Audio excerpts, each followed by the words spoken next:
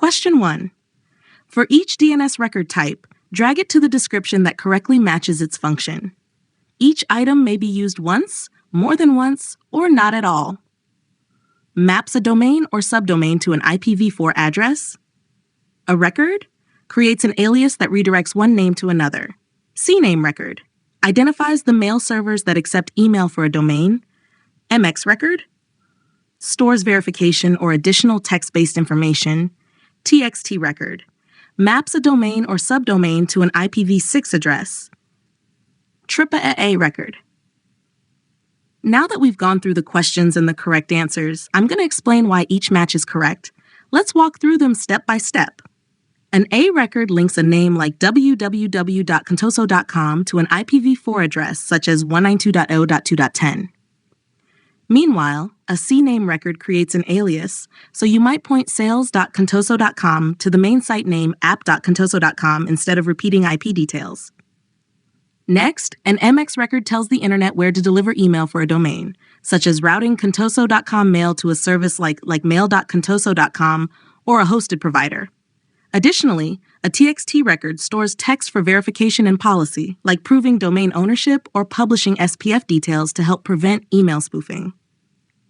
Finally, an AAA record does the same job as an A record, but for IPv6, mapping a name to an address like 2001 DB810. Question 2. Fill in the blanks by selecting the correct options from the drop-down menus. In a hybrid deployment, DNS forwarding allows name resolution requests to be sent to the appropriate DNS service when a server is not authoritative.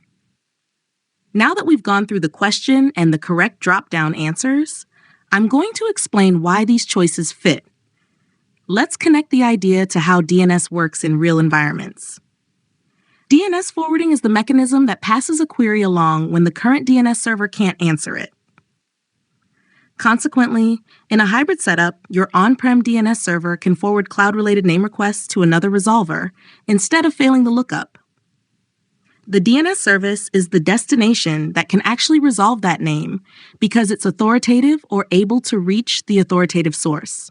For example, if an on-prem server can't resolve a Microsoft 365 or Azure-related hostname, it forwards the request to the configured DNS service that can resolve it and return the correct result. Question 3. For each statement below, indicate whether the answer is true or false. Federated authentication requires exchanging security certificates and endpoint URLs. True. Microsoft Entra ID generates the security token in a federated identity scenario. False. On-premises infrastructure outages can affect Microsoft 365 authentication when using federated identities. True. Hosting ADDS and ADFS in Microsoft Azure can reduce authentication outages. True. Now that we've gone through all the statements and their correct true or false answers, I'm going to explain what each one really means in practice. Let's break it down in a clear sequence. Federated authentication depends on trust metadata. Therefore, certificates and endpoint URLs must be exchanged so each side knows where to send users and how to validate secure communications. Next, in a federated setup, the security token is issued by the trusted identity provider, like ADFS. Microsoft Entra ID doesn't create that token. Instead, it validates it and then grants access based on it. Consequently, if your on-prem federation servers go down, sign-ins to Microsoft 365 can fail because the token can't be issued during the login process. Finally, hosting ADDS and ADFS in Azure can improve resilience. For example, placing them in highly available Azure infrastructure reduces the risk that a local power failure or network outage will interrupt authentication. Question 4. A guest user reports they still cannot access a shared application immediately after an administrator updates the tenant's external collaboration settings. The administrator confirms the changes were saved successfully and applied in the admin portal. What is the most likely reason the guest user does not see the effect right away? Select one answer. A. The guest requires a license. B. The guest must be re-invited. C. The changes can take up to 15 minutes to apply to guest users. D. The application must be reassigned. Correct answer. C. The changes can take up to 15 minutes to apply to guest users. Now that we've gone through the question and the correct answer, I'm going to explain why option C is the best choice and why the others don't fit. Let's transition into the reasoning. External collaboration settings don't always take effect instantly. Therefore, even when an admin saves the change successfully, the update still needs time to propagate through the tenant before it impacts guest access behavior. Consequently, a short delay of up to about 15 minutes can be completely normal, which is exactly what option C describes. Meanwhile, a guest typically does not need a license just to access shared resources, so option A is not the most likely cause. Additionally, re-inviting the guest is usually only needed if the invitation itself was never completed or was removed, not just because a setting was updated, so option B doesn't match the situation.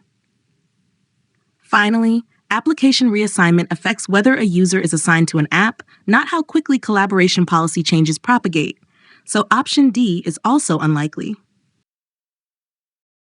Question 5. An organization wants to control how users schedule and conduct online meetings, including participant permissions and meeting behavior. Which configuration area should be used? Select one answer. A. Microsoft Entra conditional access policies. B. Exchange online mailbox policies. C. Microsoft Teams tenant-level meeting settings. D. SharePoint Online external sharing settings. Correct answer. C. Microsoft Teams tenant-level meeting settings. Now that we've gone through the question and the correct answer, I'm going to explain why option C is the right configuration area. Let's shift into the reasoning and connect each choice to what it actually controls. Microsoft Teams tenant-level meeting settings are designed to manage meeting-wide behavior across the organization. Therefore, this is where you configure things like who can bypass the lobby, who can present, whether meeting chat is allowed, and other participant permissions that affect how meetings run. In contrast, Microsoft Entra conditional access policies focus on how users authenticate and under what conditions they can access apps, so they don't directly control meeting features or participant roles. Similarly, Exchange Online mailbox policies govern email and mailbox behavior, not meeting scheduling rules inside Teams. Finally, SharePoint Online external sharing settings control file and site sharing, which is unrelated to how Teams meetings are conducted. Question 6. What rule applies to column names in order when using PowerShell with import CSV for bulk user creation? Select one answer. A. Column names cannot be customized. B. Column order must follow alphabetical order. C. Column names must match the Admin Center template exactly. D. Column names can be arbitrary, but data order must match the headers. Correct answer. D. Column names can be arbitrary, but data order must match the headers. Now that we've gone through the question and the correct answer, I'm going to explain why option D is correct and why the other choices don't apply. Let's move into the explanation step by step. Import CSV reads the first row as the header row and then maps each value in a row to the header above it. Therefore, the column names don't have to match a specific Admin Center template as long as your PowerShell script references the same header names when assigning values to user properties. Consequently, what really matters is that the data in each row stays aligned under the correct header, because shifting values into the wrong columns would map the wrong information to the wrong property. In contrast, there's no requirement for alphabetical column order, so option B is incorrect. Likewise, customization is supported, so option A is incorrect. Finally, the Admin Center template rule is mostly a UI-based expectation, not a strict PowerShell import CSV requirement, which is why option C doesn't fit. Question 7. Which permission scope is required to assign or remove licenses for users using Microsoft Graph PowerShell? Select one answer. A.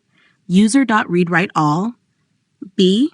Organization Read All, C. Directory Read All, D. Reports Read All. Correct answer. A. User Read Write All. Now that we've gone through the question and the correct answer, I'm going to explain why user.readwrite.all is the required scope and why the other scopes are not sufficient. Let's transition into the details. User.readWriteAll grants the ability to update user objects. Therefore, it supports changes like assigning or removing license details tied to user accounts through Microsoft Graph PowerShell. In contrast, Organization.read.all is mainly for reading organization-level information, such as tenant details and licensing overview, so it doesn't provide the right permissions needed to change a user's licenses. Similarly, Directory.read.all allows broad read access across directory objects, but it still lacks the right capability required to modify license assignments.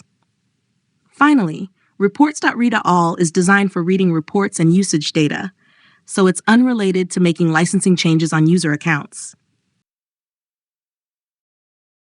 Question 8.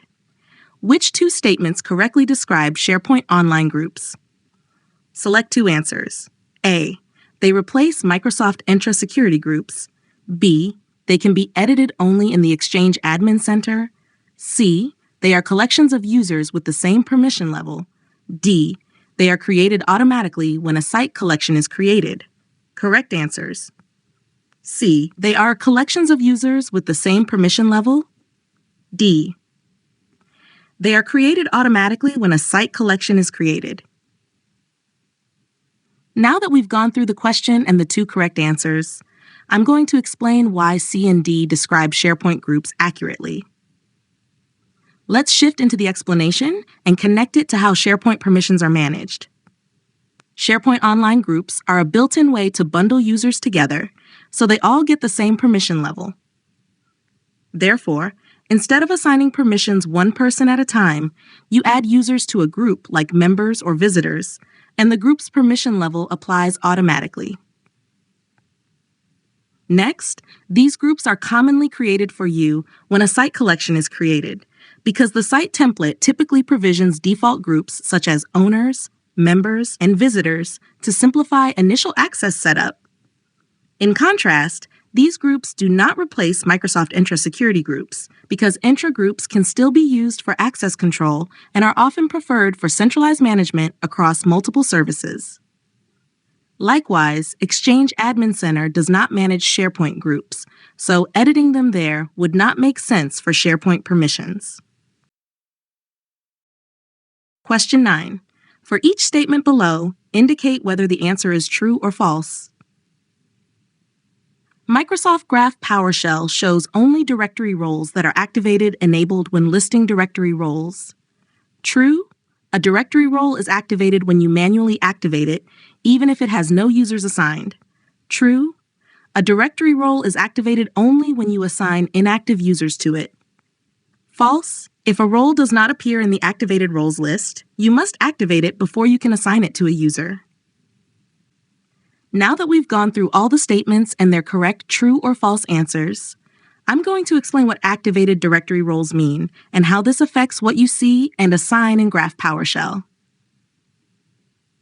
Let's move into the explanation in order. When you list directory roles in Microsoft Graph PowerShell, you typically see only roles that are activated, meaning they're enabled in the tenant and available for assignment. Therefore, if a role hasn't been activated yet, it won't show up in that activated roles list. Next, a role can be activated manually even if nobody is currently assigned to it, because activation is about enabling the role in the directory, not about having members right away. In contrast, the idea that a role activates only when you assign inactive users is incorrect because activation is not tied to user status like active or inactive at all. Finally, if a role is missing from the activated list, you must activate it first before you can assign it to a user, because assignment can only happen after the role exists in an enabled state for that tenant. Question 10. Fill in the blank by selecting the correct option from the drop-down menu. In Microsoft 365 Service Health Visualizations, an X indicates a service is unavailable. Now that we've gone through the question and the correct drop-down answer, I'm going to explain what that icon means and how it compares to the other status indicators. Let's transition into the explanation. In the Service Health dashboard, icons are used as quick visual cues. Therefore, an X specifically signals that the service is unavailable, meaning users may not be able to access it or key functionality is down. In contrast, a check mark represents a healthy service where everything is operating normally. Additionally, an exclamation point indicates a degraded state, which means the service is still running but performance or features are impacted. Consequently, when you see the X, you treat it as the most severe status because it points to an outage rather than a partial impact. Question 11. A help desk technician is assigned the help desk administrator role in Microsoft Entra ID. The organization relies on built-in RBAC scoping, so the technician can reset passwords only for lower privilege accounts and not for high privilege administrative roles. Which role is typically included in the default scope a help desk administrator can assist with for password resets? Select one answer. A. Reports reader. B. Global administrator. C. Security administrator. D. SharePoint administrator. Correct answer, A. Reports reader. Now that we've gone through the question and the correct answer, I'm going to explain how default RBAC scoping works for password resets and why Reports Reader is the role that fits this scenario. Let's transition into the explanation. Help Desk Administrator is designed for frontline support tasks like resetting passwords. Therefore, by default, it's scoped, so help desk staff can assist standard users and lower privilege roles without being able to impact highly privileged admin accounts. Reports Reader is generally treated as lower privilege because it focuses on viewing reports rather than changing critical tenant settings. Consequently, it's typically included in the set of accounts a help desk administrator can help with password resets under default scoping. In contrast, Global Administrator is a top privilege role, so allowing help desk password resets there would be a major risk and is commonly blocked. Similarly, Security Administrator and SharePoint Administrator are elevated service roles with significant control, so they're usually excluded from default help desk reset scope to prevent privilege escalation and reduce the blast radius of support actions. Question 12. A Microsoft 365 administrator needs deeper analytics on SharePoint oversharing than what's available in downloadable CSV reports. They want to build a custom report by extracting SharePoint data at scale into their own analytics environment. Which method should they use? Select one answer. A. Microsoft Graph Reporting API for Microsoft Entra roles. B. Microsoft Graph Data Connect for SharePoint. C. Exchange Message Trace Logs. D. Microsoft Defender Advanced Hunting. Correct answer, B. Microsoft Graph Data Connect for SharePoint. Now that we've gone through the question and the correct answer, I'm going to explain why Data Connect is the right tool for large-scale SharePoint analytics and why the other options don't match the goal. Let's move into the explanation with a practical lens. Microsoft Graph Data Connect for SharePoint is built for exporting SharePoint data in bulk so you can analyze it outside the admin center. Therefore, it's a strong fit when CSV exports aren't detailed enough and you want to pull large data sets into a data platform to create custom oversharing dashboards and trends. In contrast, the Microsoft Graph Reporting API for Entra roles is focused on identity and directory reporting, not SharePoint content exposure and sharing patterns. Similarly, Exchange Message Trace Logs are about email delivery and mail flow, so they won't provide the SharePoint oversharing data you're trying to analyze.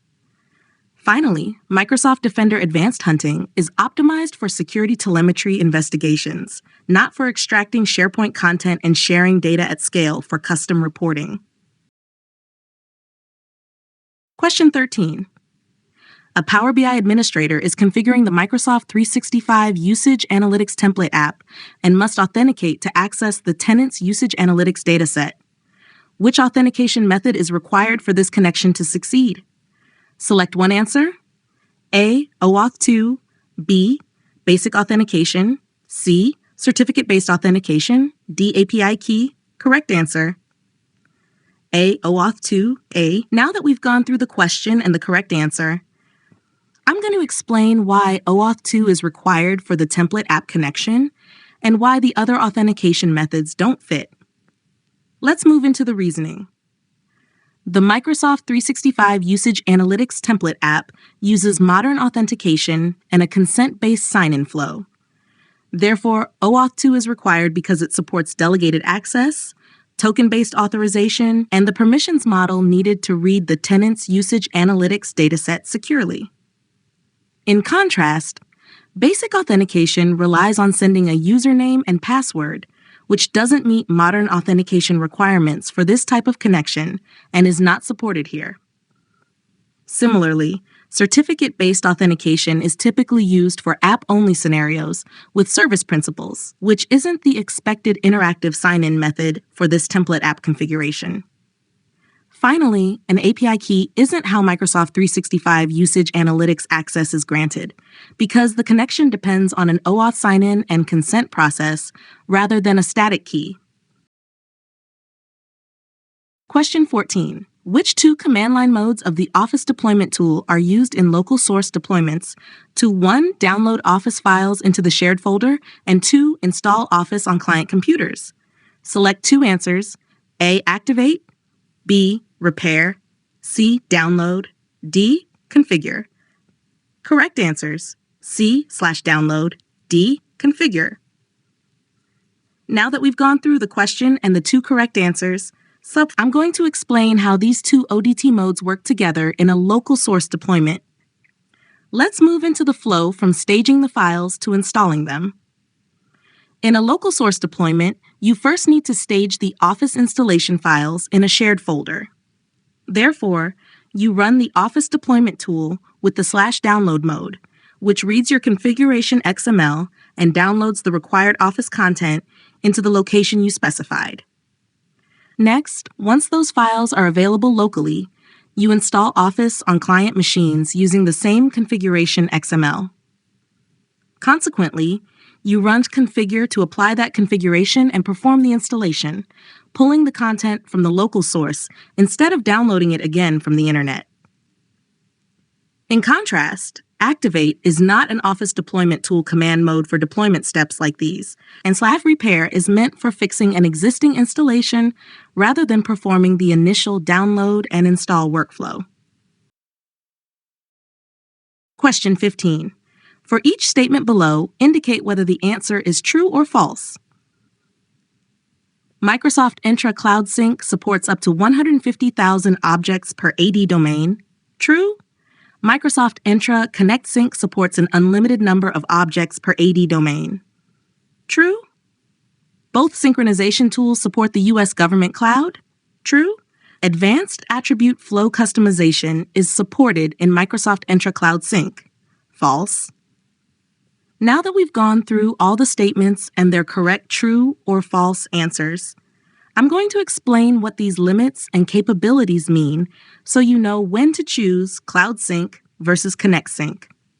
Let's transition into the explanation in a clear sequence. Cloud Sync is designed as a lighter weight synchronization option. Therefore, it has a stated scale limit per AD domain, such as supporting up to 150,000 objects, which makes it suitable for many organizations, but not every large enterprise scenario. Next, Entra Connect Sync is built for broader and more complex directory synchronization needs. Consequently, it can handle very large object counts and is commonly described as supporting an unlimited number of objects per AD domain for planning purposes, assuming the underlying infrastructure is sized correctly. Additionally, both tools can be used in U.S. government cloud environments, which means you can still synchronize identities while meeting that deployment requirement. However, advanced attribute flow customization is not a Cloud Sync strength. Instead, detailed and flexible attribute flow rules are typically a capability of Entra Connect Sync, which is why the final statement is false. So, Question 16. Match each directory synchronization capability to the tool that supports it. Each item may be used once, more than once, or not at all. Optional feature that writes Microsoft 365 groups back to on-premises AD. Microsoft Entra Connect Sync. Supports group write-back only as a preview feature with a specific agent version. Microsoft Entra Cloud Sync. Requires Exchange server recognition of a new group type. Microsoft Entra Connect Sync.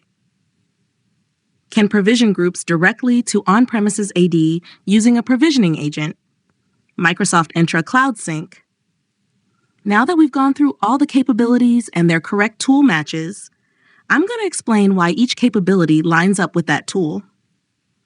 Let's transition into the reasoning and connect it to how each synchronization approach works. Microsoft Entra Connect Sync is the more feature-rich synchronization engine. Therefore, it includes group write-back as an optional capability to write Microsoft 365 groups back into on-premises Active Directory. Additionally, when those groups are written back, on-premises Exchange may need to recognize that new group type to work with it properly, which is why the Exchange recognition requirement also maps to Entra Connect Sync. In contrast, Microsoft Entra Cloud Sync uses a lightweight provisioning agent model. Consequently, it can provision groups directly into on-premises AD through that agent approach. However, its group write-back support is more limited. Instead, it's typically offered only as a preview feature tied to specific agent versions, which explains why the preview-based write-back statement matches Cloud Sync. Question 17. A company is using Microsoft 365 and needs the built-in cloud service that provides user identity management, sign-in, and authentication for Microsoft 365 apps and services. Which service fulfills this role? Select one answer. A. Microsoft Entra ID. B. Active Directory Domain Services. C. Windows Server. D. Microsoft Defender. Correct answer. A. Microsoft Entra ID. Now that we've gone through the question and the correct answer, I'm going to explain why Microsoft Entra ID is the core identity service for Microsoft 365 and why the other options don't match that requirement. Let's move into the explanation in a clear flow. Microsoft Entra ID is the cloud-based identity and authentication service that Microsoft 365 uses by default. Therefore, it handles user accounts, sign-ins, and the authentication tokens that allow access to Microsoft 365 apps and services like Teams, Exchange Online, and SharePoint Online. In contrast, Active Directory Domain Services is primarily an on-premises directory used inside Windows domains, so it isn't the built-in cloud identity service for Microsoft 365 sign-ins. Similarly, Windows Server is an operating system platform that can host services like ADDS, but it is not itself the identity provider for Microsoft 365. Finally, Microsoft Defender focuses on security protection and threat investigation, not on providing the tenant's core identity, sign-in, and authentication service. Question 18.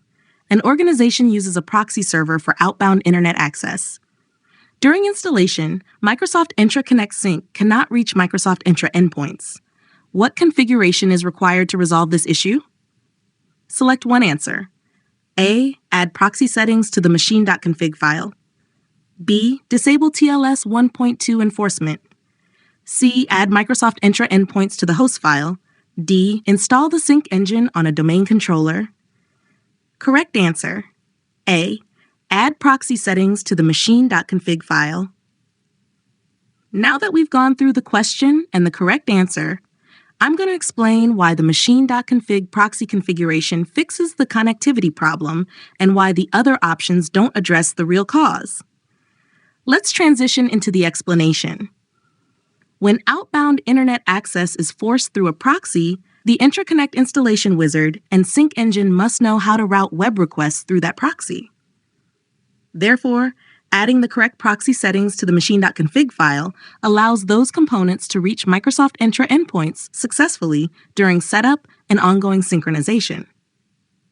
In contrast, disabling TLS 1.2 enforcement is not a valid fix because TLS 1.2 is required for secure communication, and turning it off can actually create more connection failures.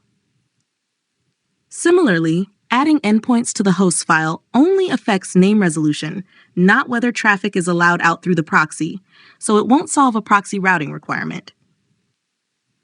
Finally, installing the sync engine on a domain controller doesn't change outbound proxy behavior at all, so it doesn't address why the server can't reach external intra endpoints in the first place. Question 19. Which 3 advanced capabilities are provided by pass-through authentication? Select 3 answers. A. Exclude specific users or groups from authentication. B. Specify a custom port for the authentication agent. C. Configure failover to another authentication method. D. Automatically assign Microsoft 365 licenses. E. Store passwords securely in the cloud. Correct answers: A. Exclude specific users or groups from authentication. B. Specify a custom port for the authentication agent. C. Configure failover to another authentication method. Now that we've gone through the question and the 3 correct answers, I'm going to explain how pass-through authentication delivers these capabilities and why the other options are not part of PTA. Let's transition into the explanation and keep the flow connected. Pass-through authentication is designed to validate sign-ins against on-premises Active Directory without storing user passwords in the cloud. Therefore, it includes controls that let you exclude specific users or groups from using PTA, which is useful when certain accounts must authenticate differently, like break glass admins or service accounts. Next, PTA relies on an authentication agent communicating with Microsoft Entra. Consequently, being able to specify a custom port helps organizations fit the agent's communication into existing firewall and network requirements. Additionally, authentication must remain available even if PTA can't complete a validation request. As a result, PTA can be configured with failover to another authentication method so users aren't completely blocked if the on-prem path is temporarily unavailable.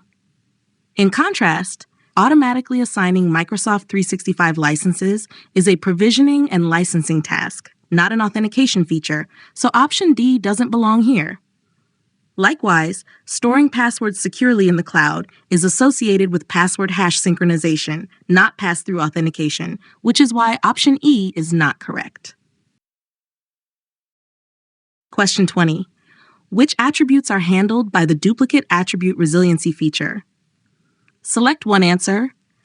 A. SID and object good. B. Display name and description. C. User principal name and SMTP proxy address. D. Mail nickname and title. Correct answer: C. User principal name and SMTP proxy address. Now that we've gone through the question and the correct answer, I'm going to explain what duplicate attribute resiliency is, protecting you from, and why these specific attributes are the ones it targets. Let's transition into the explanation. Duplicate attribute resiliency focuses on attributes that must be unique in the tenant for sign-in and mail routing to work correctly. Therefore, user principal name is included because 2 objects with the same UPN would create identity conflicts during authentication and user lookup. Additionally, SMTP proxy address is included because email addresses must be unique to route mail correctly, and duplicates would cause delivery and recipient resolution problems. In contrast, display name and description are not required to be unique, so duplication there doesn't break core identity or mail flow behavior. Similarly, SID and object GUID are system-generated identifiers that are already unique by design and aren't the type of attribute this resiliency feature is meant to remediate. Finally, mail nickname and title are not the primary uniqueness-enforced attributes targeted by this specific resiliency handling, which is why option D doesn't apply. Question 21. For each data deletion concept, drag it to the appropriate box in the correct match column to match it against its description in the option column. Each item may be used once, more than once, or not at all. An attacker deletes data in a way that makes recovery difficult, if not impossible. Data deletion attack. a variant where an attacker encrypts data and demands payment for a decryption key. Ransomware, a goal where attackers remove evidence to reduce the chance they are discovered. Covering the tracks of an attack, a best practice that limits who has permissions to delete data and grants delete rights only when truly needed. Role-based access controls, a best practice that backs up critical data to offline storage not accessible from online accounts to enable recovery. Data backup to offline storage, a best practice that terminates sessions and tokens and removes access for departing employees or those who should no longer have access. Access termination. Now that we've gone through all the descriptions and the correct matches, I'm going to explain how these concepts connect to real-world data loss scenarios and how the best practices reduce risk. Let's transition into the explanation in a logical flow. A data deletion attack is exactly what it sounds like. An attacker deliberately removes data in a way that makes recovery extremely difficult or even impossible, especially if they also target backups. Next, ransomware is a common variant where the attacker encrypts your data and demands payment for the decryption key. Consequently, even though the data might still exist, it becomes unusable, and the outcome can look like data loss if recovery isn't possible. Additionally, attackers often try covering the tracks of an attack by deleting logs or evidence. Therefore, they reduce the chance of being detected and slow down investigation and response. To reduce these risks, role-based access controls limit delete permissions to only those who truly need them. Moreover, even if one account is compromised, the attacker has fewer permissions to cause widespread deletion. Data backup to offline storage adds another layer. However, the key point is that offline backups aren't reachable from normal online accounts, so they remain available for recovery even during an active compromise. Finally, access termination removes old access paths by ending sessions and revoking tokens for people who no longer should have access. As a result, former employees or abandoned sessions can't be used later to delete or sabotage organizational data. Question 22. Fill in the blanks by selecting the correct options from the drop-down menus. Microsoft 365 Threat Intelligence can help security teams take action on malware threats in real time and gain visibility into top targeted users, using dashboard components that range from global trends to investigation starting points.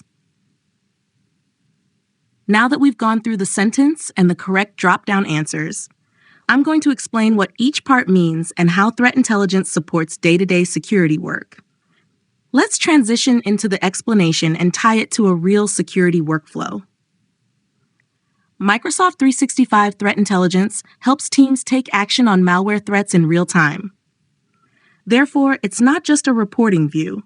It can support immediate response decisions when malicious activity is detected. Additionally, it helps you gain visibility into top targeted users. Consequently, you can quickly identify which people or roles are being focused on by attackers, such as finance users during invoice fraud campaigns or executives during credential phishing waves. Moreover, the dashboards are designed to move from big-picture trends to practical investigation starting points. As a result, analysts can spot patterns globally, then pivot directly into the users, indicators, or events that need deeper investigation. Question 23. Arrange the following Microsoft Entra MFA sign-in process in the correct order. Instruction. Drag and drop the items into the correct order, starting with the first step at the top.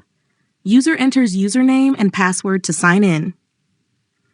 The system verifies the username and password. The system prompts for a second authentication method. The user completes the second authentication method. The system grants access after verifying both the password and the second method.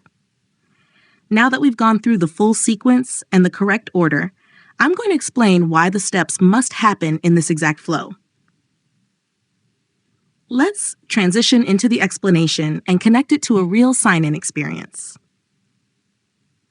First, the user enters the username and password because that's the primary credential used to start the authentication request. Next, the system verifies the username and password. Therefore, it confirms the first factor is valid before it even considers triggering MFA. Then, once that first check passes, the system prompts for a second authentication method, like a push notification in the Authenticator app, a text message code, or a phone call. After that, the user completes the second method by approving the prompt or entering the code. Consequently, the system now has proof of both something you know and something you have. Finally, the system grants access only after verifying both factors successfully.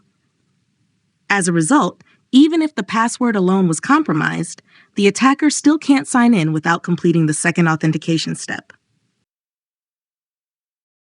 Question 24. For each statement below, indicate whether the answer is true or false. Cloud App Security provides control over data travel in cloud services and uses sophisticated analytics to identify and combat cyber threats. True. Cloud App Security natively integrates with leading Microsoft solutions. True.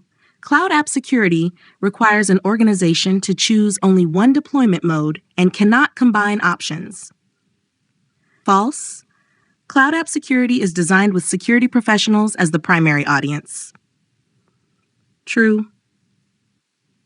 Now that we've gone through all the statements and their correct true or false answers, I'm going to explain what Cloud App Security is meant to do, how it fits into the Microsoft ecosystem, and why the deployment model statement is false.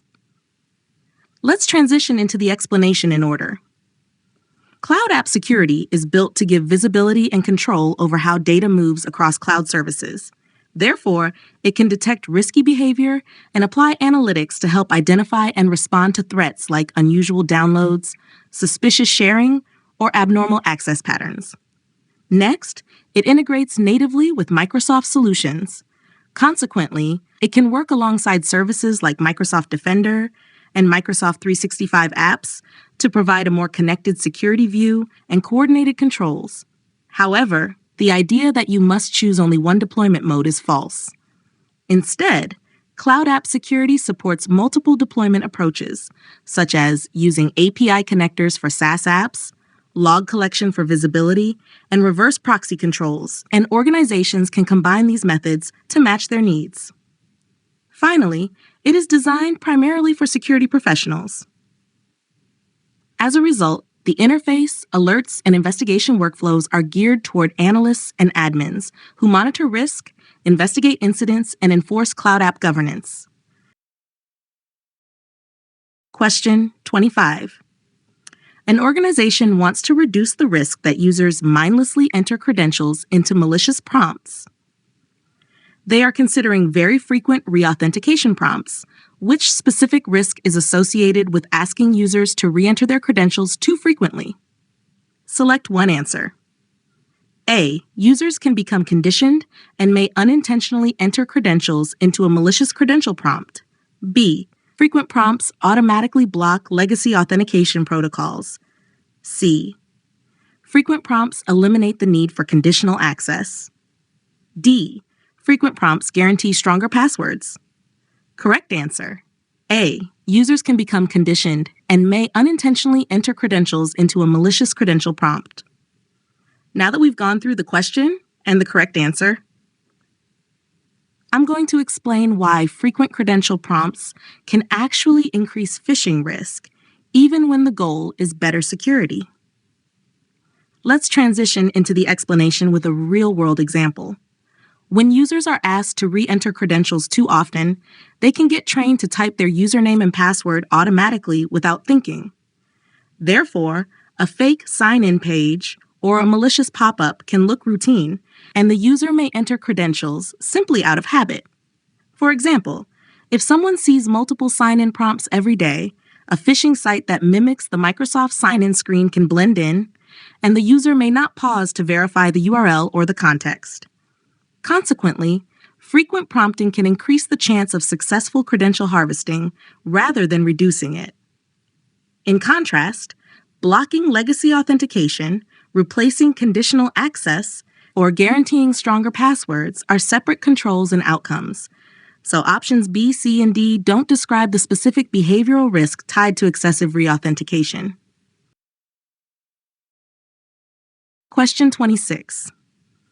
A security team wants to proactively test employees' ability to recognize phishing and credential harvesting attacks by running controlled simulations. Which Microsoft Defender for Office 365 capability supports this goal? Select one answer. A. Threat trackers. B. Attack simulation training. C. Safe attachments. D. Spoof intelligence. Correct answer. B. Attack simulation training. Now that we've gone through the question and the correct answer, I'm going to explain why attack simulation training is the feature built for controlled phishing tests and why the other options don't meet the simulation requirement. Let's transition into the explanation with a practical example. Attack simulation training is specifically designed to run realistic, controlled phishing and credential harvesting simulations against your users. Therefore, it helps you measure who clicks, who submits credentials, and where awareness gaps exist. Then it can tie results to targeted training. For example, a security team can send a simulated spear phishing message to a department and use the outcomes to improve user behavior without exposing the organization to real attackers. In contrast, threat trackers provide awareness and information about active threats, but they don't run simulations. Similarly, Safe Attachments focuses on scanning and detonating attachments to block malware, not testing user recognition.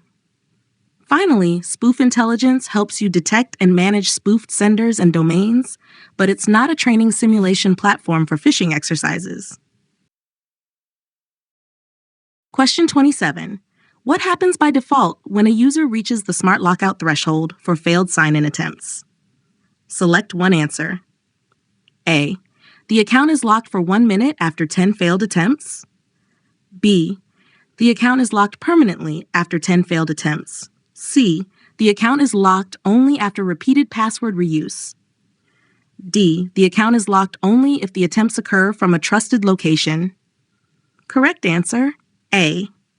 The account is locked for 1 minute after 10 failed attempts. Now that we've gone through the question and the correct answer, I'm going to explain what Smart Lockout is doing by default and why the other options describe behaviors it doesn't use. Let's transition into the explanation in a clear flow. Smart Lockout is designed to slow down password guessing and brute force attempts without permanently disabling accounts.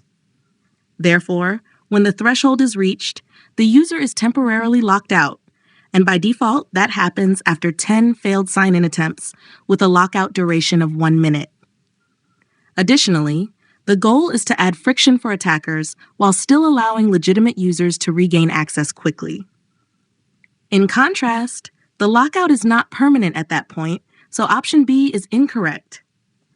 Similarly, Smart Lockout does not depend on repeated password reuse, because reusing the same bad password isn't the trigger that defines the feature's threshold behavior, so option C doesn't fit.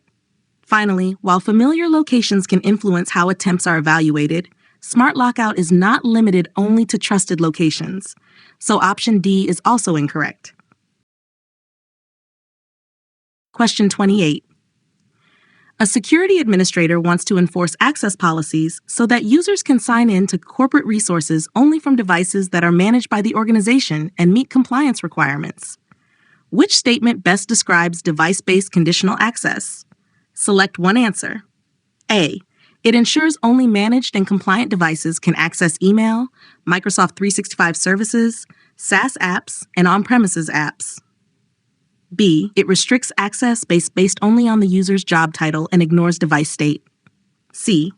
It applies only to SharePoint Online and cannot be used with other services. D. It is a session control that only changes sign-in frequency. Correct answer.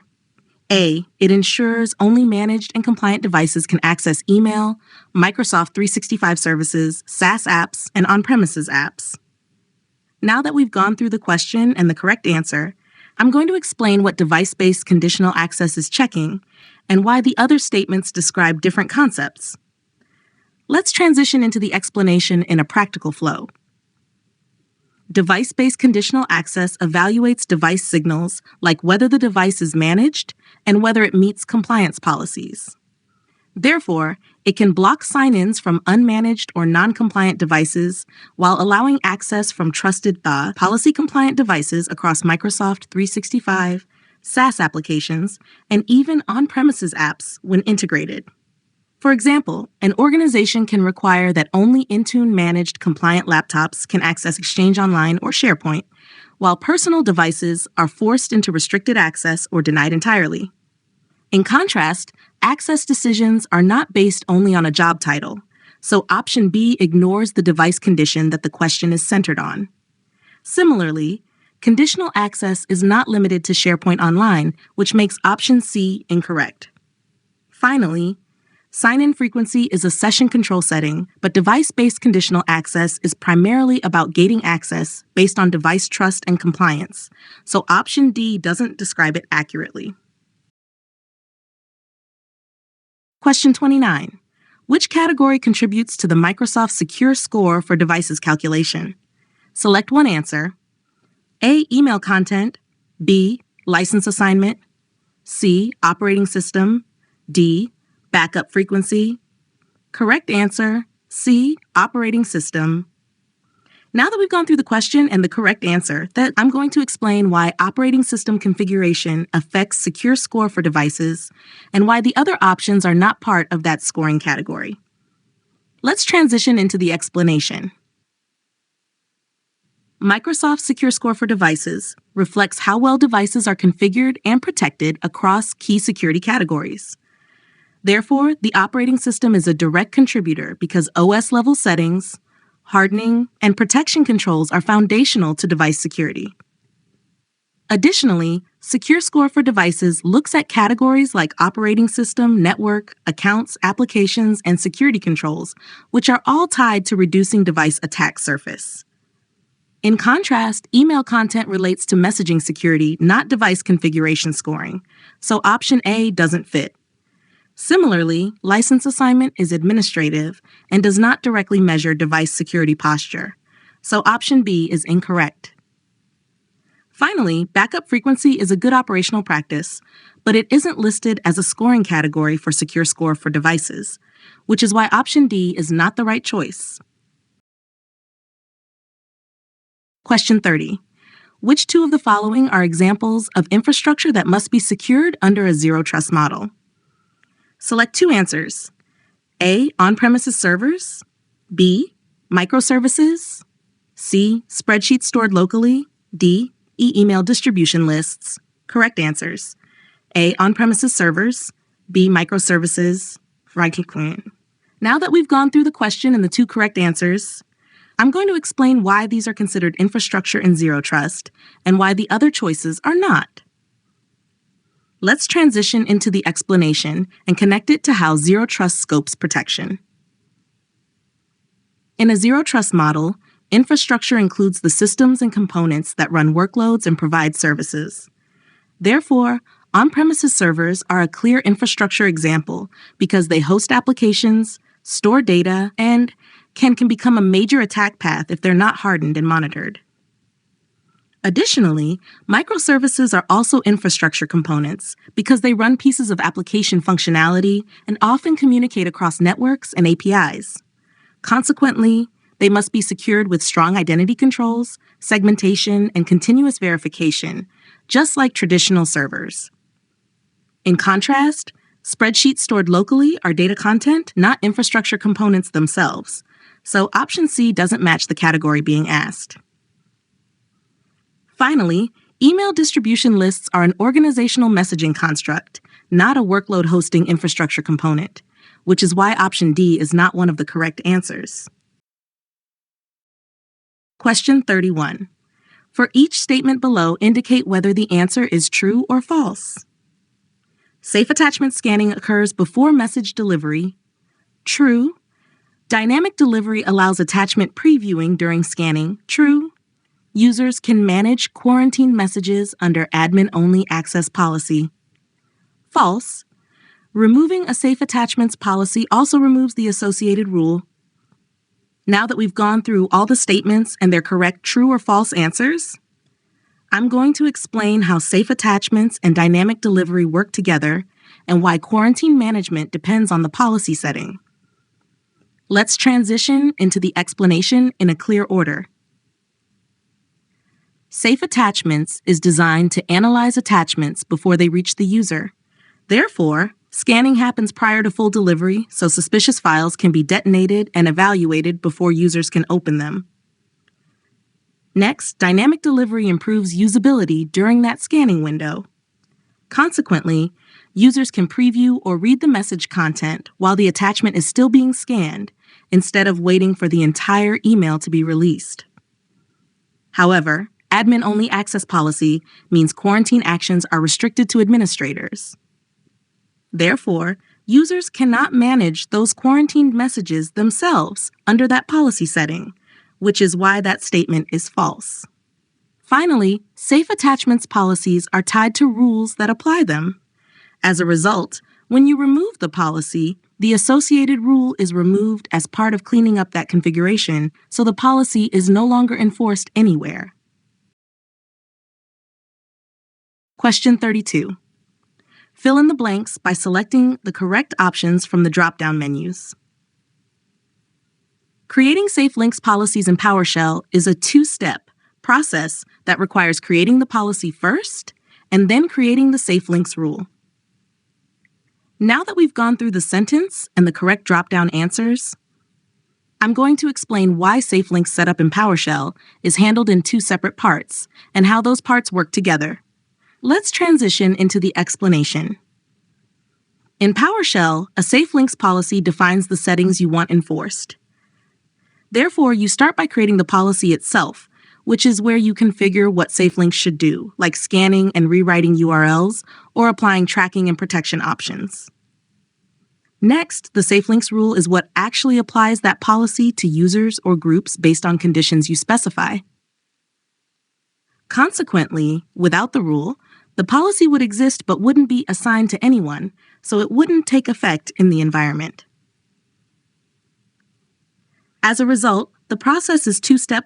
First, create the policy, then create the safe links rule that links the policy to the right recipients and activates enforcement. Question 33.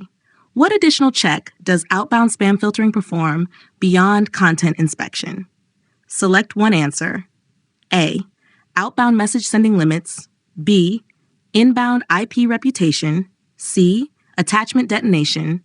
D. DMARC alignment. Correct answer. Outbound message sending limits. Now that we've gone through the question and the correct answer, I'm going to explain what outbound spam filtering is looking for beyond scanning the message content. Let's transition into the explanation and connect it to how compromised accounts are detected. Outbound spam filtering doesn't rely only on what the message says. Therefore, it also evaluates sending behavior and enforces outbound message sending limits to catch unusual volume patterns that look like spam campaigns. For example, if a user account is compromised and suddenly starts sending hundreds of messages in a short time, the sending limits help stop that burst, even if each individual message doesn't look obviously malicious by content alone. In contrast, inbound IP reputation is focused on filtering messages coming into the organization, not messages being sent out, so option B doesn't apply. Similarly, attachment detonation is part of malware protection workflows like safe attachments, not outbound spam volume enforcement, so option C is incorrect. Finally, DMARC alignment is an email authentication check used to validate sender domains, which is a different control from outbound spam filtering's volume-based checks, so option D is not the best match here. Question 34. An administrator navigates to the Microsoft Defender portal and sees the real-time detections tool available for investigations. What does this indicate about the organization's licensing? Select one answer. A.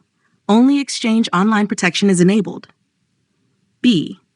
Microsoft Defender for Office 365 Plan 2 is enabled. C. Microsoft Defender for Office 365 Plan 1 is enabled. D. Microsoft Defender XDR is disabled. Correct answer, C. Microsoft Defender for Office 365 Plan 1 is enabled. Now that we've gone through the question and the correct answer, I'm going to explain why seeing real-time detections points to Plan 1 specifically, and why the other options don't match what that tool availability implies. Let's transition into the explanation. The Microsoft Defender portal exposes investigation tools based on what features your license includes. Therefore, if real-time detections is available, it indicates the tenant has Microsoft Defender for Office 365 Plan 1 enabled, because that tool is associated with the Plan 1 feature set. In contrast, Exchange Online Protection alone does not include that investigation view, so option A doesn't fit. Similarly, Plan 2 typically uses different investigation tooling, such as Threat Explorer, rather than relying on the real-time detections tool, so option B is not the best match. Finally, whether Microsoft Defender XDR is disabled does not directly explain why a specific Defender for Office 365 investigation tool is appearing, so option D doesn't align with what the question is asking about licensing. Question 35. What is the primary reason organizations should submit false positives and false negatives to Microsoft? Select one answer. A. To immediately block all similar messages. B. To help Microsoft improve detection accuracy. C. To bypass filtering permanently. D. To disable user reporting. Correct answer. B. To help Microsoft improve detection accuracy. Now that we've gone through the question and the correct answer, I'm going to explain why submissions matter and why the other options don't describe the main purpose. Let's transition into the explanation with how email filtering improves over time. Submitting false positives and false negatives gives Microsoft feedback about what the system classified incorrectly. Therefore, those samples can be used to tune detection models, update signatures, and reduce mistakes in future filtering decisions across tenants. For example, if a legitimate invoice email is repeatedly flagged as phishing, submitting it as a false positive helps Microsoft adjust detections so similar legitimate mail is less likely to be blocked later.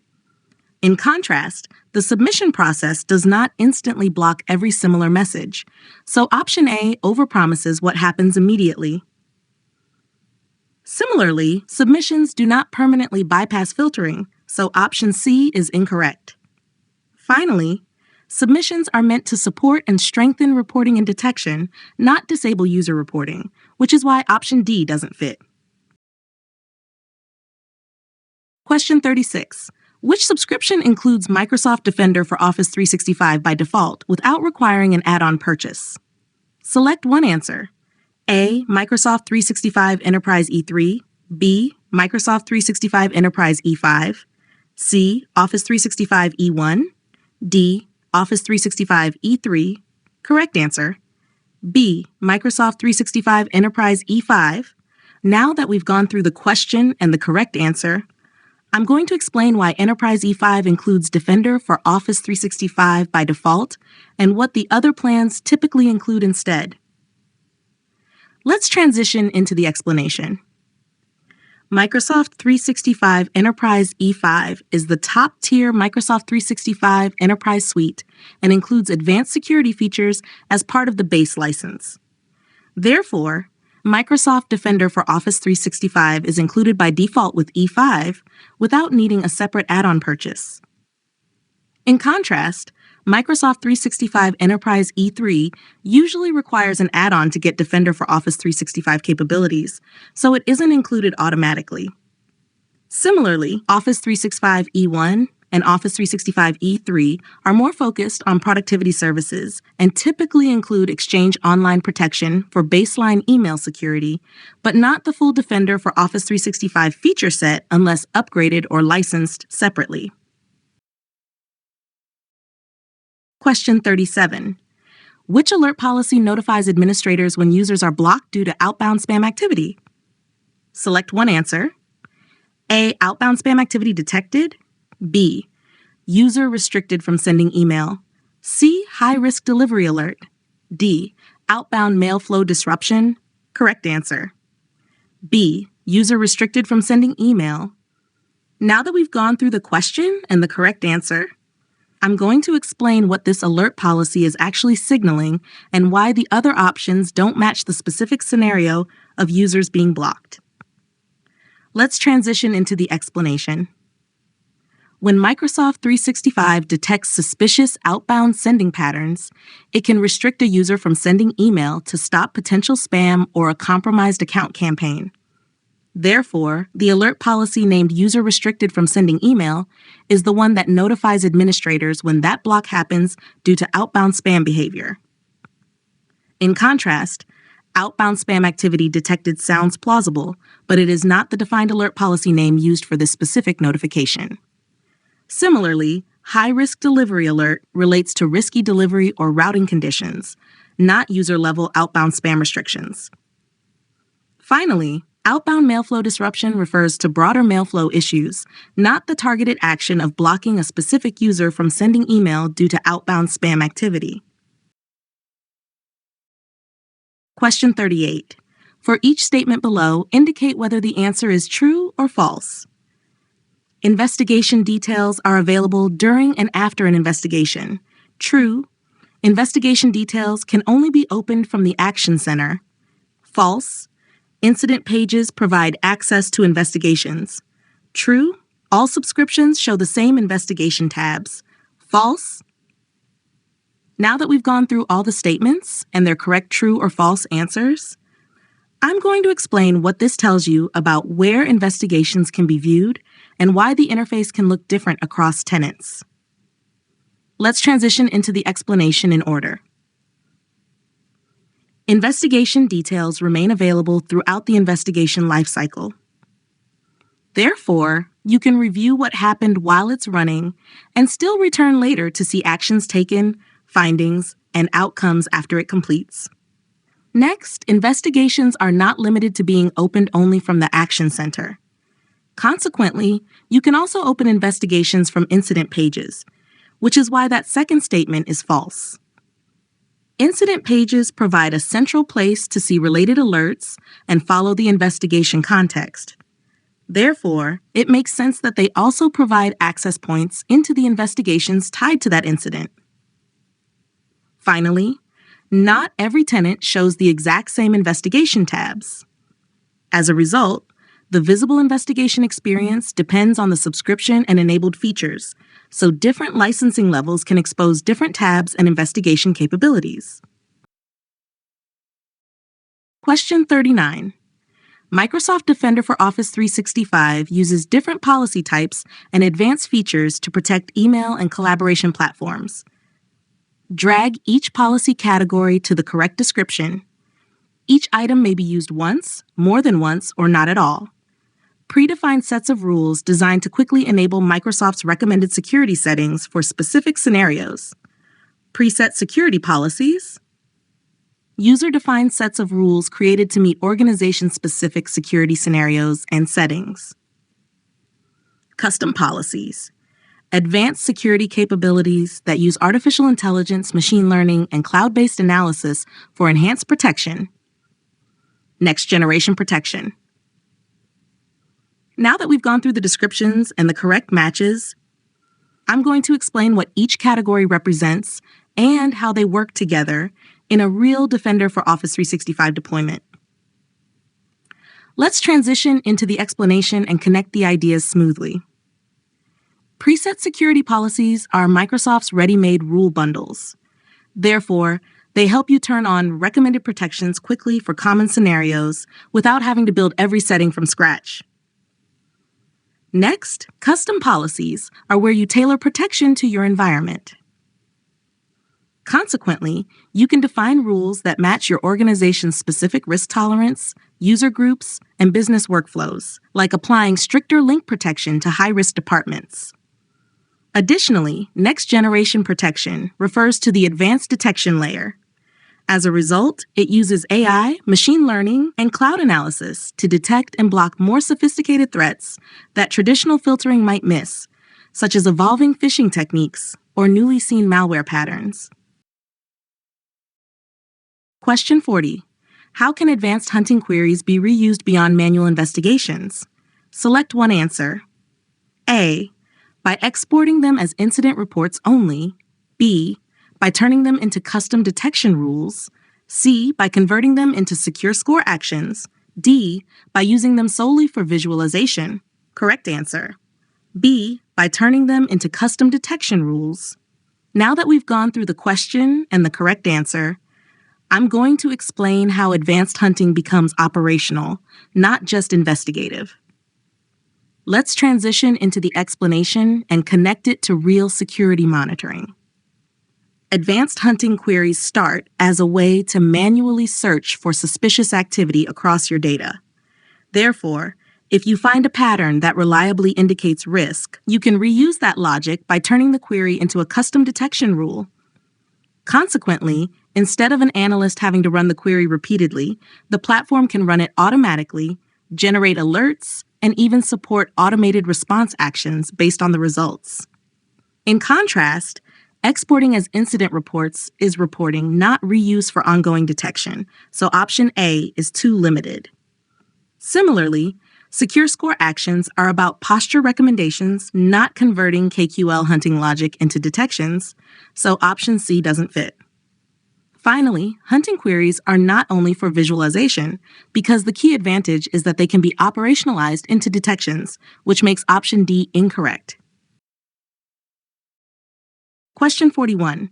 A security administrator wants to review trends showing which alerts were triggered over the past 30 days and see a snapshot of unresolved alert categories. Which report should the administrator use? Select one answer. A. Threat Protection Report. B. Security Report. C. Vulnerable Devices Report. D. License Report. Correct answer. A. Threat Protection Report. Now that we've gone through the question and the correct answer, I'm going to explain why the Threat Protection Report matches both the time-based trend requirement and the snapshot view requirement. Let's transition into the explanation and connect it to how admins review alert patterns. The Threat Protection Report is designed to summarize alert activity over time. Therefore, it's the right place to see which alerts were triggered across the last 30 days and identify trends, spikes, or recurring alert types.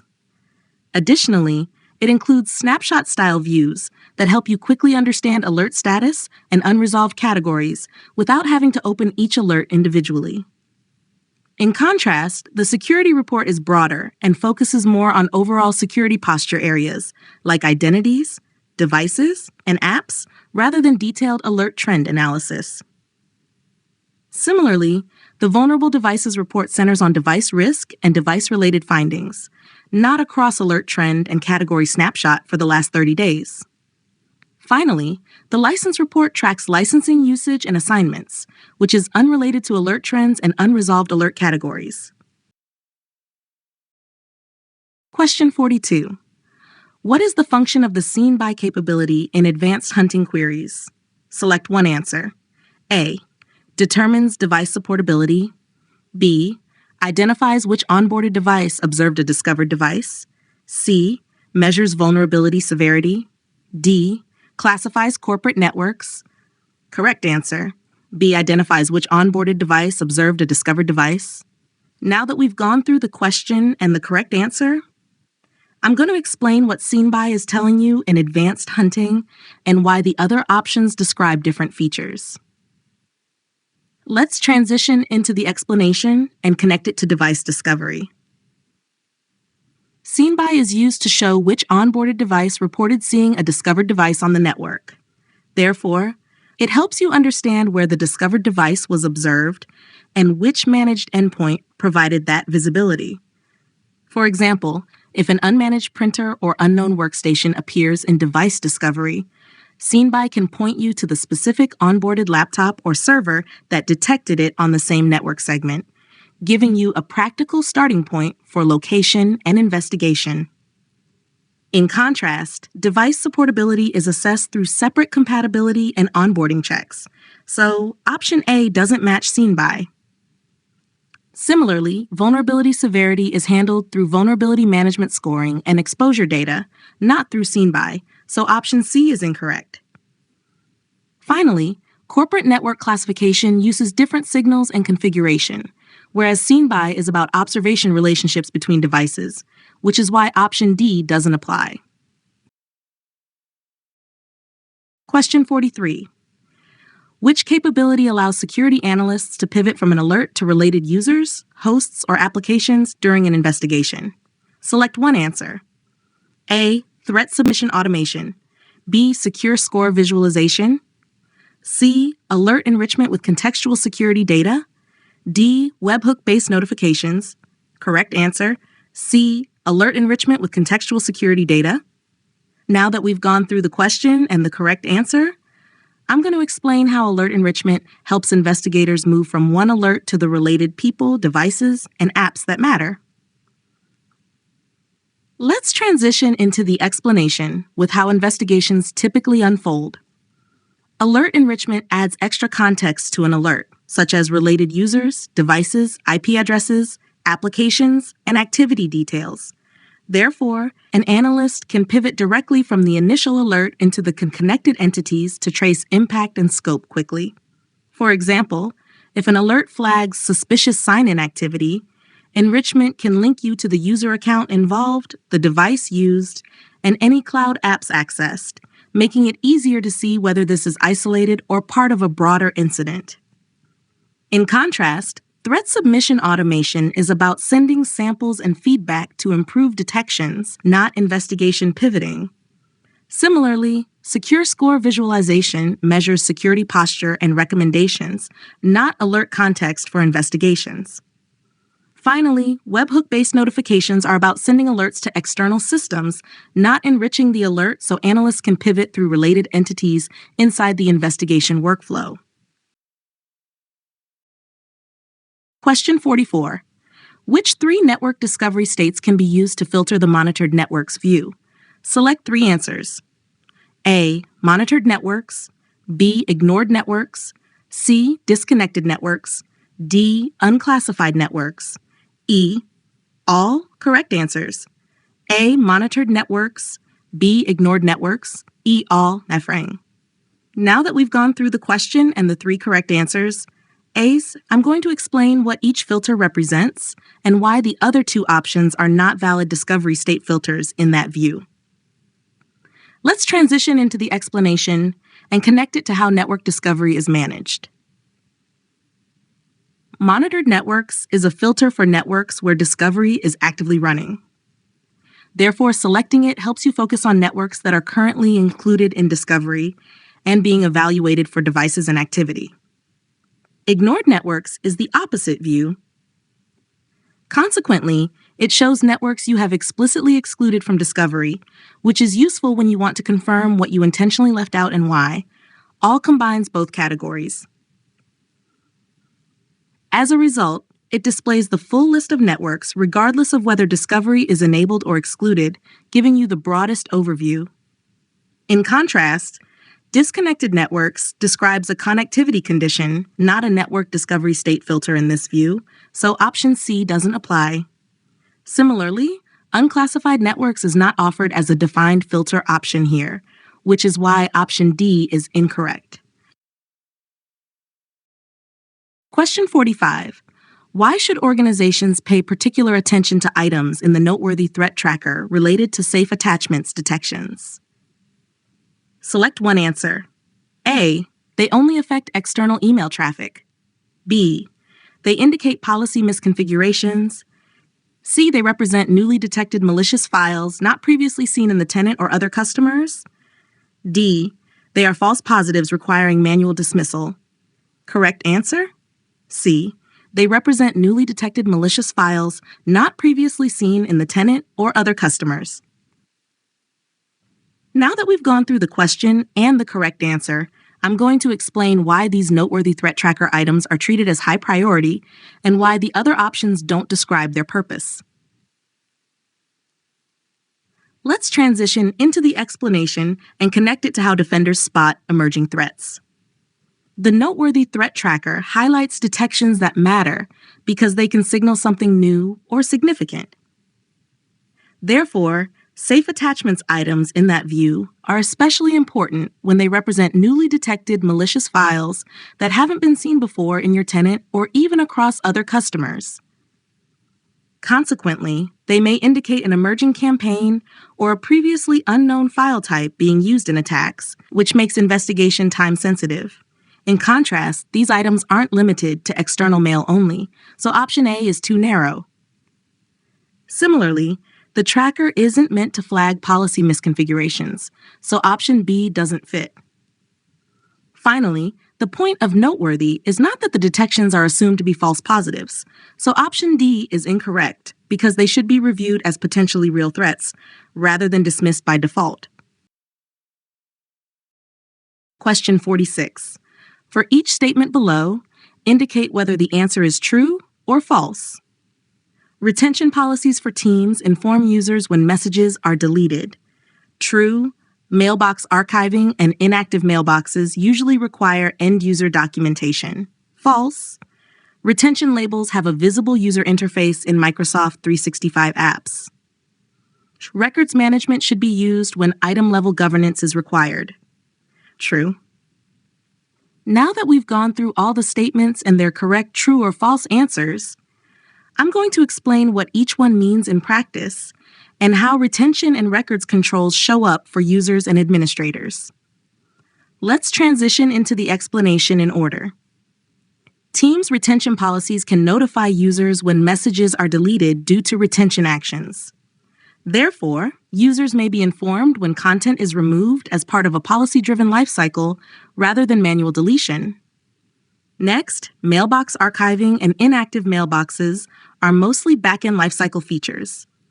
Consequently, they typically require little or no end-user documentation because users don't usually need to take action to make them work, which is why that statement is false.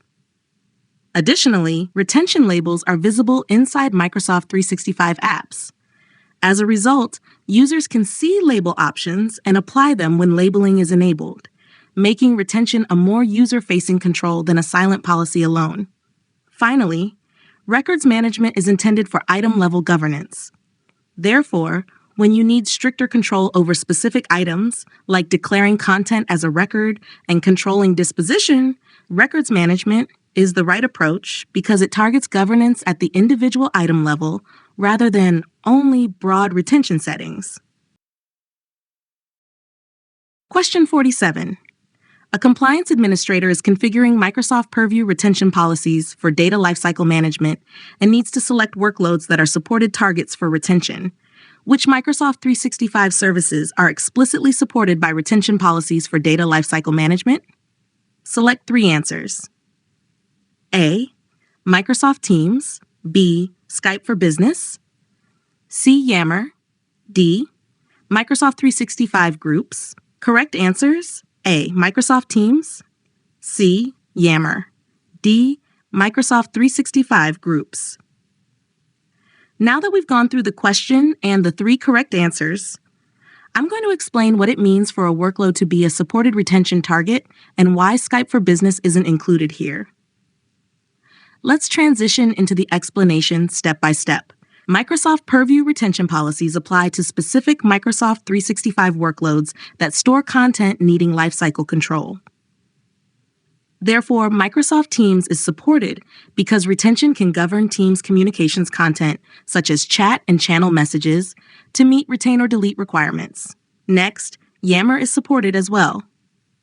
Consequently, organizations can retain or delete Yammer community content based on compliance and lifecycle rules instead of relying only on manual cleanup. Additionally, Microsoft 365 groups are supported because group-connected content needs lifecycle governance across the group experience. As a result, retention policies can be applied to manage that group-related content according to organizational requirements. In contrast, Skype for Business is not one of the supported targets in this selection context for retention policies used in Microsoft 365 data lifecycle management, which is why option B is not part of the correct set. Question 48. What benefit do saved queries provide in review set filtering? Select one answer. A. They automatically tag documents. B. They allow filters to be quickly reapplied. C. They permanently delete excluded items. D. They export filtered content automatically. Correct answer. B. They allow filters to be quickly reapplied. Now that we've gone through the question and the correct answer, I'm going to explain why saved queries are useful in day-to-day review work and why the other options describe actions that saved queries don't perform. Let's transition into the explanation with a practical review scenario.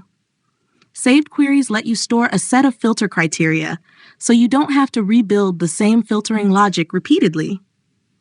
Therefore, when you come back to the review set later, you can quickly reapply the exact same filters in one step and continue reviewing consistently. For example, if you routinely filter for a specific date range, custodians, or keywords, saving that query helps you return to the same view immediately without reconfiguring everything each time. In contrast, tagging documents is a separate review action, so option A is not what saved queries do. Similarly, filtering does not delete content, so option C is incorrect. Finally, exporting is a separate step and not triggered automatically just because a query is saved, which is why option D doesn't apply. Question 49. For each statement below, indicate whether the answer is true or false. Compliance Manager counts each Microsoft action once toward the overall compliance score. True.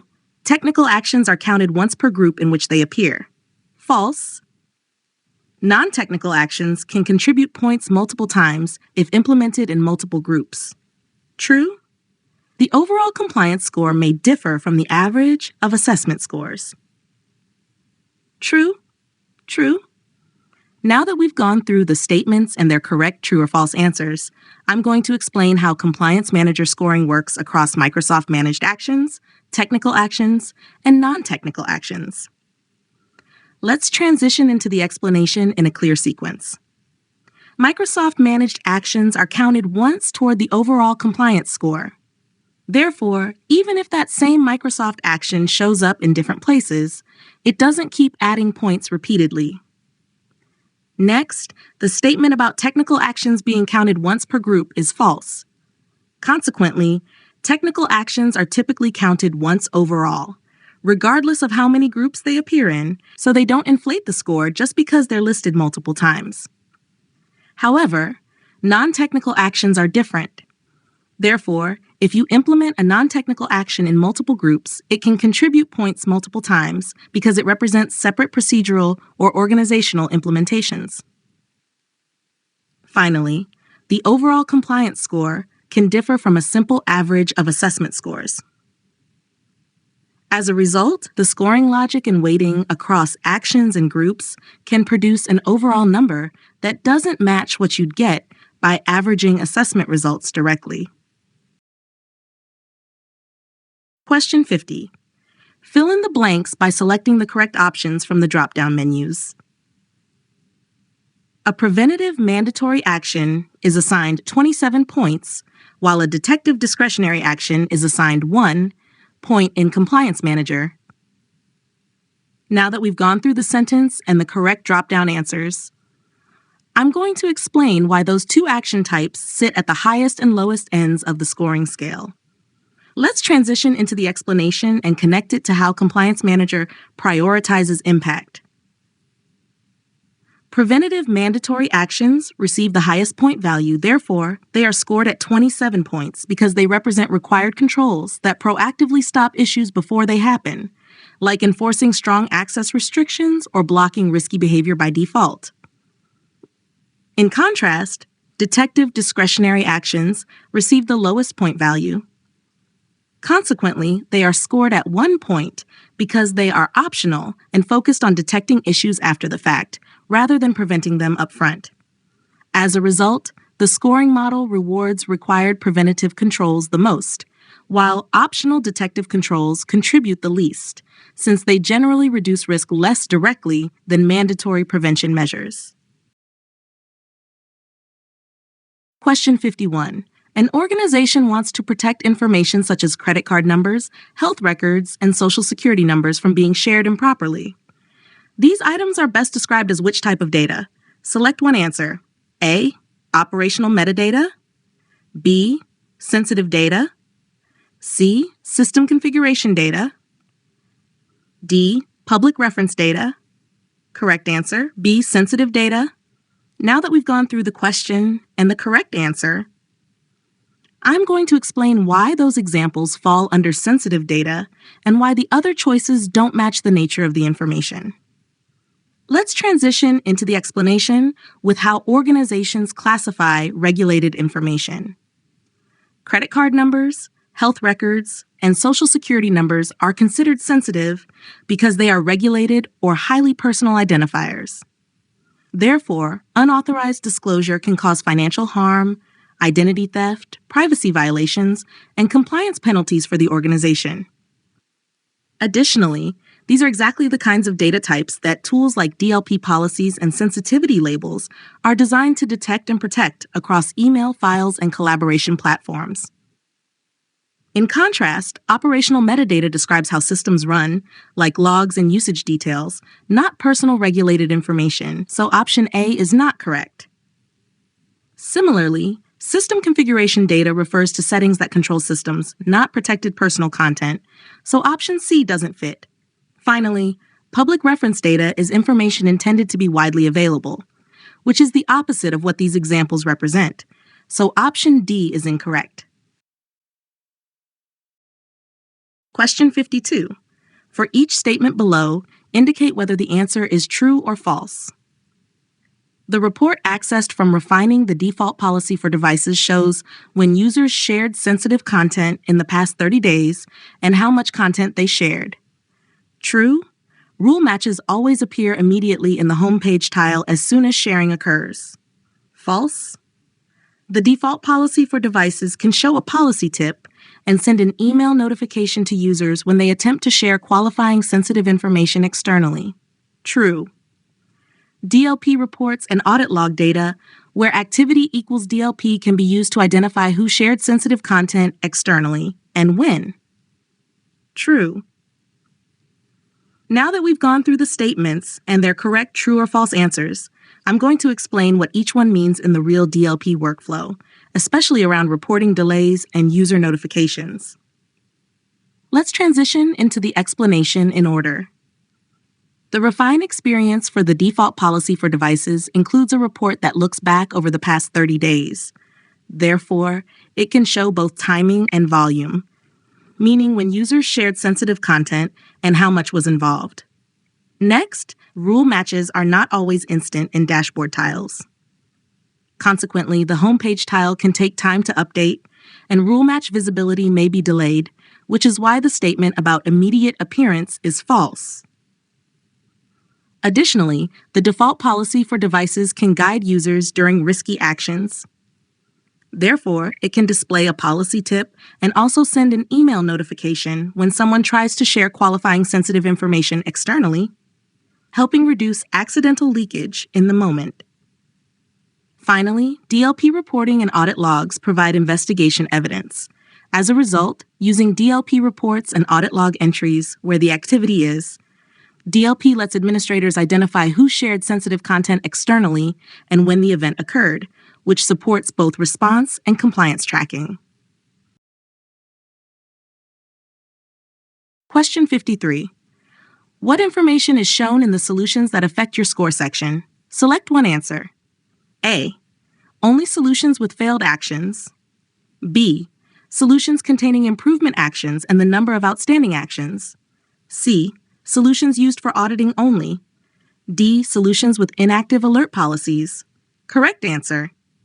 B. Solutions containing improvement actions and the number of outstanding actions. Now that we've gone through the question and the correct answer, I'm going to explain what this section is used for and why it focuses on improvement actions that can still raise your score. Let's transition into the explanation. The solutions that affect your score section is meant to show where you still have work that can move the score upward.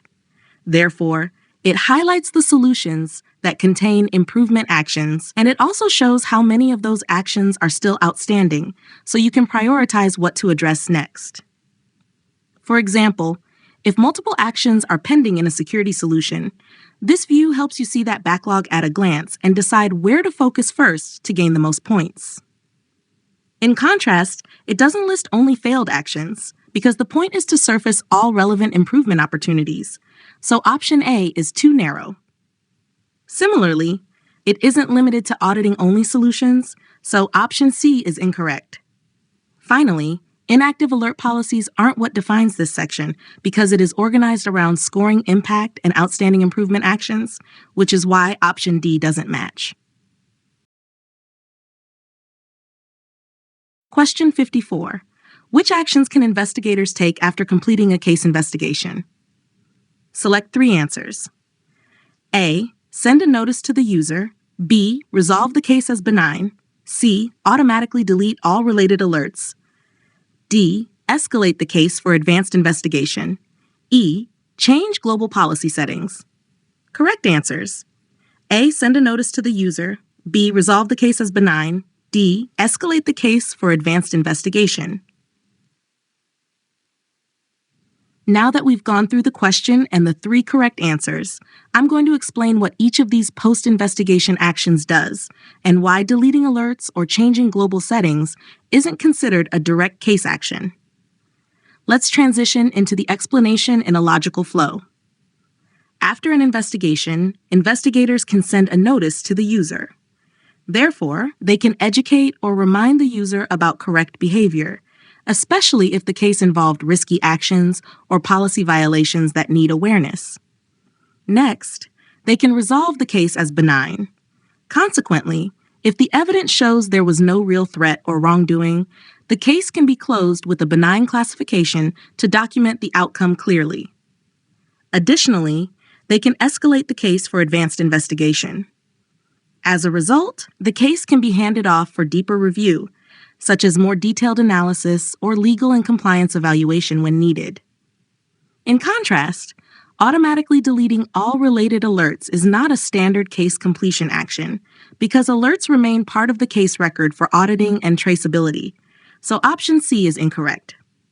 Finally, changing global policy settings is a separate administrative task and not an action taken directly as part of closing a specific case, which is why option E is also incorrect.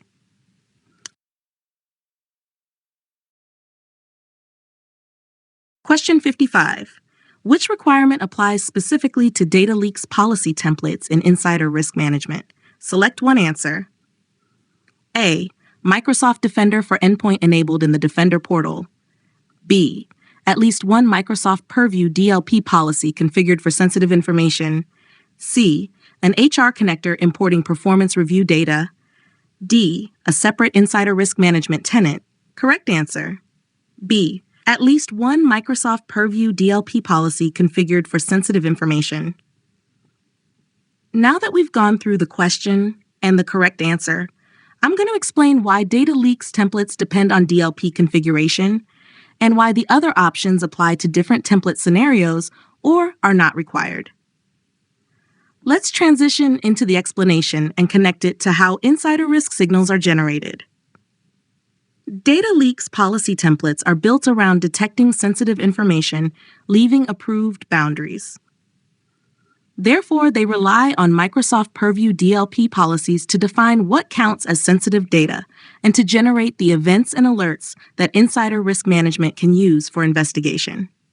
For example, if you want to flag attempted sharing of credit card numbers or health records outside the organization, DLP is what identifies that sensitive content and produces the signal that feeds the data leaks template.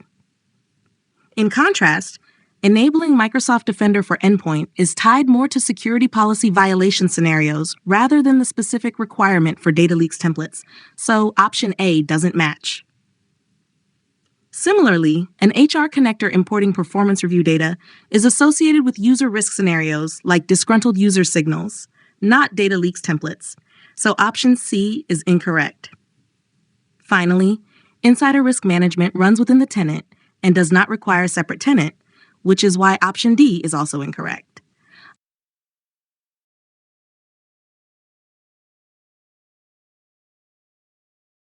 Question 56. Why do organizations commonly implement Microsoft Purview information barriers? Select 3 answers. A. To improve network performance between departments. B. To avoid conflicts of interest between internal teams. C. To reduce the risk of insider trading. D. To safeguard internal information shared between users. Correct answers: B. To avoid conflicts of interest between internal teams. C. To reduce the risk of insider trading. D. To safeguard internal information shared between users. Now that we've gone through the question and the 3 correct answers, I'm going to explain what information barriers actually control and how they help with compliance-driven separation inside a single organization. Let's transition into the explanation and tie each correct choice to a real use case. Information barriers are designed to restrict communication and collaboration between specific groups of users. Therefore, organizations use them to avoid conflicts of interest, such as separating an investment advisory team from a trading desk or separating teams working on competing clients.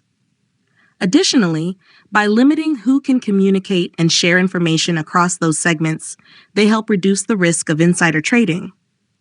Consequently, sensitive, market-moving information is less likely to flow to users who should not have access to it. They also safeguard internal information shared between users. As a result, only authorized groups can collaborate in tools like Teams, SharePoint, and Exchange in ways that align with regulatory and internal policy requirements. In contrast, improving network performance is not the goal here because information barriers are a compliance and communication control, not a networking optimization feature, which is why option A is incorrect.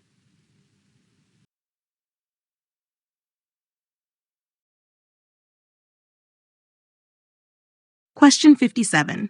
Fill in the blanks by selecting the correct options from the drop-down menus. To provide delegated limited admin access for creating and managing sensitivity labels in the Microsoft Purview Compliance Portal, global administrators can add users to role groups such as information protection admins, and a read-only role can be provided by using Sensitivity Label Reader. Now that we've gone through the sentence and the correct drop-down answers, I'm going to explain why these 2 roles are used together for delegated administration and read-only access. Let's transition into the explanation and connect it to least privilege design. Information Protection Admins is a delegated role group that allows users to create and manage sensitivity labels without giving them full global administrator permissions. Therefore, it's a practical way to let compliance or security staff manage labeling while keeping broader tenant administration locked down. In contrast, when you want someone to view labels and settings without being able to change anything, you use the Sensitivity Label Reader role. Consequently, this supports read-only access for auditors or reviewers who need visibility but should not be able to modify label configurations. As a result, these roles let you split responsibilities cleanly, with limited admins managing labels and readers validating configurations without introducing unnecessary risk. Yep.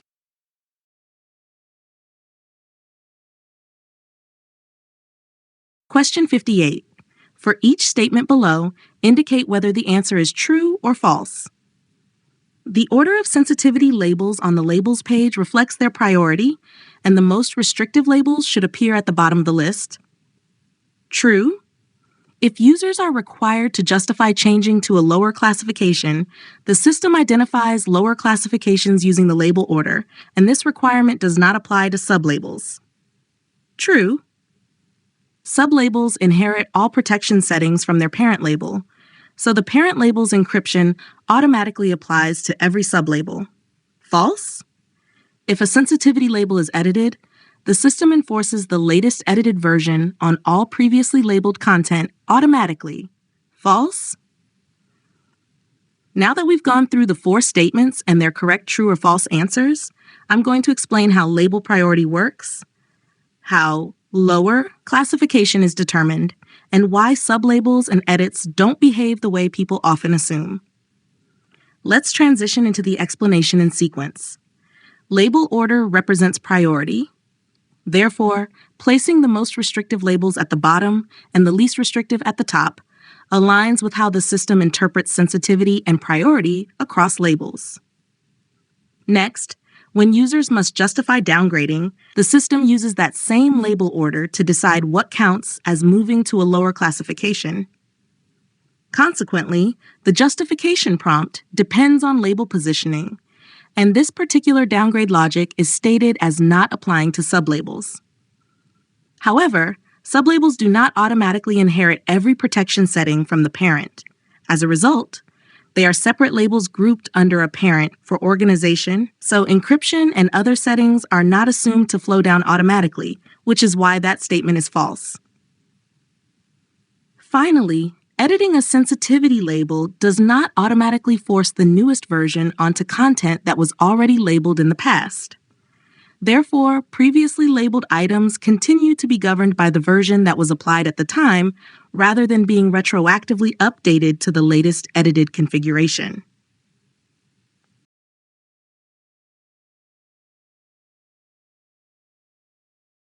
Question 59. A security analyst receives an alert that a user shared content containing personal data and needs to label the file as part of remediation. Which workflow matches this scenario? Select one answer. A. Use sensitivity labels in Power BI to protect data when exported. B. Apply a retention label automatically to delete all labeled emails. C. Use Microsoft Purview Information Protection SDK to label Microsoft 365 groups. D. Investigate and remediate alerts in Privacy Risk Management and apply a sensitivity label to the file. Correct answer. D. Investigate and remediate alerts in Privacy Risk Management and apply a sensitivity label to the file.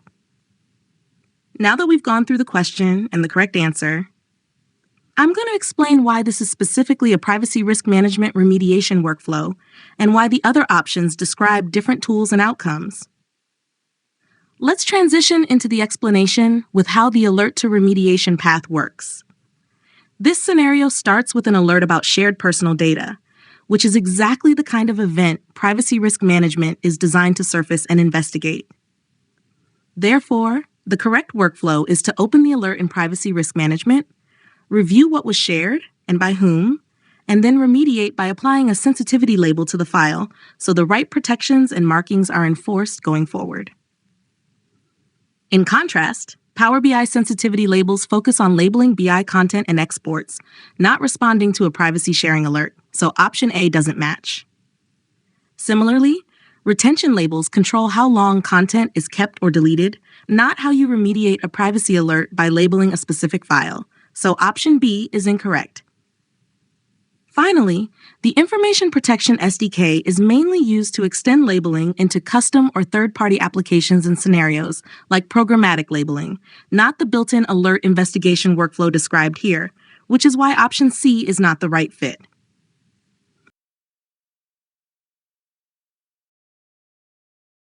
Question 60.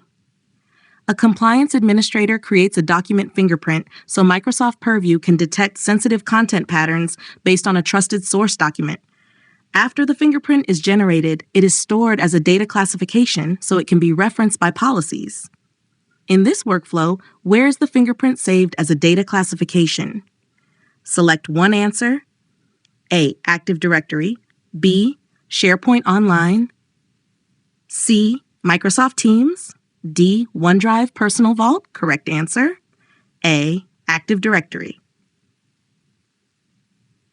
Now that we've gone through the question and the correct answer, I'm going to explain why the fingerprint is stored in the directory as a classification object and why it isn't stored as content inside SharePoint, Teams, or a user's personal vault. Let's transition into the explanation and connect it to how policies reference classifications. A document fingerprint is created so Purview can recognize a specific pattern of sensitive content across the tenant. Therefore, it must be stored centrally as a reusable data classification that DLP and other compliance policies can reference consistently. That central storage location is the directory, which is why the correct answer is Active Directory. In contrast, SharePoint Online and Microsoft Teams are collaboration content platforms, so they store files and messages, not organization-wide classification definitions, which is why options B and C are incorrect. Finally, OneDrive Personal Vault is a user-level protection feature for storing personal files securely. Consequently, it isn't used to hold tenant-wide classifications that policies need to evaluate across many workloads, so option D is also incorrect.